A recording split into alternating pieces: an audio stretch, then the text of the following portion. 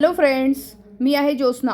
प्रकम creations and रेसिपीजच्या माझ्या चॅनलमध्ये तुमचं सगळ्यांचं खूप खूप मनापासून स्वागत आहे. सगळ्यांना हॅप्पी दिवाळी. दिवाळीच्या फराळामधला सगळ्यांचा आवडता आणि खमंग असा कुरकुरीत काटेरी पदार्थ म्हणजे चकली. तर भाजणीची चकली कशी करायची ती आजच्या भागामध्ये आपण बघणार आहोत. इथे संपूर्ण व्हिडिओ मी दाखवलेला आहे. भाजणी कशी करायची तेही मी व्हिडिओच्या शेवटी सांगितलेलं आहे. तर संपूर्ण व्हिडिओ तुम्ही नक्की पहा. त्यासाठी आपण इथे गरम पाणी करायला ठेवलेलं आहे. त्यानंतर भाजणी करून घेतली आहे. त्याचं पीठ आपल्याला घ्यायचं आहे. तर 4 मोठ्या वाट्या भरून मी इथे पीठ घेतलेलं आहे. खूप परफेक्ट अशी भाजणी मी इथे दाखवलेली आहे. तुम्ही एकदा हा संपूर्ण व्हिडिओ नक्की बघा. त्यामध्ये 4 वाट्या आपण आता पीठ घेतलं आहे. चवीनुसार आपण याच्यामध्ये घालणार आहोत मीठ. त्यानंतर यात घातलेला आहे ओवा आपल्याला 2 चमचे घालायचा आहे. ओव्यामुळे खूप सुंदर चव येते. त्यानंतर सफेद तीळ घालायचे आहे. तिळामुळे चकलीची चव ही नेहमीच वाढत असते. तर इथे 4 मोठे चमचे आपल्याला सफेद तिळाचा वापर करायचा आहे. तर सगळं आपण हे व्यवस्थित मिश्रण मिक्स करून घ्यायचं आहे. फ्रेंड्स, चॅनलवर नवीन असाल तर चॅनलला सबस्क्राईब करा. रेसिपी आवडली असेल तर लाईक करा, शेअर करा आणि कमेंट करायला मात्र विसरू नका. त्यानंतर आपल्याला तिखट टाकायचं आहे. याच्यामध्ये आपण आपल्या आवडीनुसार 2 ते 3 चमचे तिखट इथे वापरलेलं आहे. त्यानंतर आपल्याला मोठा 1 चमचाभर हळद इथे वापरायची आहे. व्यवस्थित आपल्याला हे मिश्रण मिक्स करून घ्यायचं आहे. छान छान दिवाळीच्या रेसिपी मी चॅनलवरती अपलोड केलेल्या आहेत, त्या एकदा नक्की बघा.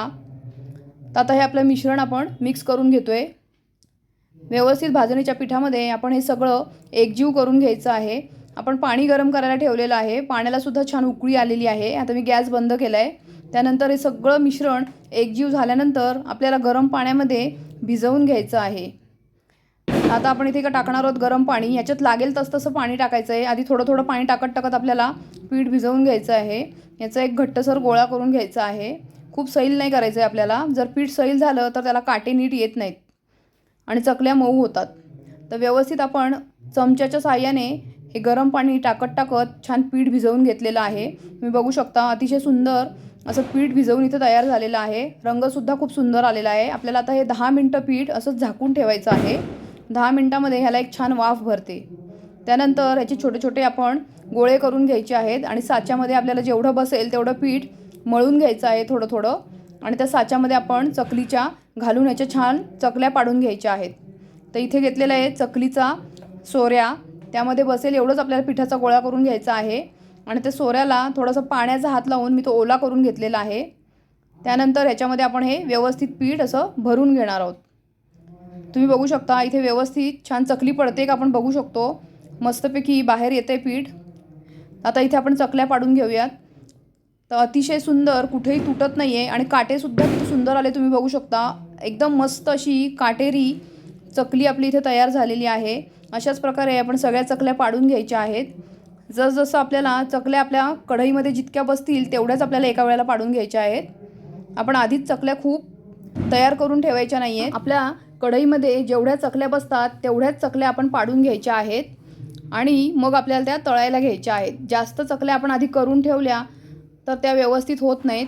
तुम्ही बघू शकता इथे 4 ते 5 चकल्या आपल्या कढईत बसणार आहेत, तेवढ्याच मी आधी पाडून घेतल्या आहेत. त्यानंतर तेल छान तापलेलं आहे. तापलेल्या तेलामध्ये आपल्याला या सगळ्या चकल्या हळूहळू सोडून घ्यायच्या आहेत. तर इथे तेलाला बुडबुडे आलेले आहेत. जेव्हा हे स्वतःहून तेलाचे बुडबुडे कमी होतील तोपर्यंत आपण चकलीला अजिबात हलवायचं नाही आहे. चकल्या छान वर आलेल्या आहेत तुम्ही बघू शकता. आता ह्या स्टेजला आपण चकलीला उलट करायचं आहे. अतिशय सुंदर अशा गोल्डन कलरच्या होईपर्यंत आपण चकल्या तळून घेणार आहोत. खूप कुरकुरीत आणि सुंदर चकली तयार होते. तुम्ही पण एकदा नक्की करून बघा. अशा प्रकारे आता गॅस बारीक केलेला आहे. थोड्याशा बारीक गॅसवरती आपण छान चकल्या तळून घेतल्या आहेत. अतिशय सुंदर अशा कुरकुरीत काटेरी चकल्या आपल्या इथे तयार आहेत. तर यासाठी भाजणी कशी करायची याचा व्हिडिओ मी आता पुढे तुम्हाला दाखवत आहे. तर आपल्या चकल्या सगळ्या तयार आहेत तुम्ही बघू शकता. तर भाजणीसाठी इथे आपलं हे भाजणीचं पीठ आहे ते कसं करायचं त्यासाठी इथे एक जाड बुडाचं भांडं घेतलेलं आहे. त्याच्यामध्ये आपल्याला तांदूळ घ्यायचे आहेत. तर इथे साधारण 5 वाटी तांदूळ म्हणजे 1 किलो तांदूळ मी घेतलेले आहेत. तांदूळ छान आपल्याला बारीक गॅसवरती खरपूस खमंग असे भाजून घ्यायचे आहेत. भाजलेले तांदूळ आपण एका भांड्यामध्ये काढून घेतलेत. त्यानंतर इथे चण्याची डाळ घेतलेली आहे 2 वाट्या. ज्या वाटीने आपण तांदूळ मोजले त्याच वाटीने हे सगळं प्रमाण आपण मोजून घेतलेलं आहे. तर 2 वाट्या चण्याची डाळसुद्धा आपल्याला छान खमंग अशी भाजून घ्यायची आहे. त्यानंतर आपण इथे मूग डाळ आणि उडीद डाळ प्रत्येकी पाऊण पाऊण वाटी घेतलेली आहे. मूग डाळ पाऊण वाटी आणि उडीद डाळसुद्धा पाऊण वाटी. व्यवस्थित दोन्ही डाळीसुद्धा बारीक गॅसवरती खमंग अशा भाजून घेतलेल्या आहेत. एक एक करून आपण सगळं मिश्रण मिक्स करून घेतोय. पाव वाटी साबुदाणा इथे घेतलेला आहे, तो सुद्धा छान भाजून घेतला आहे.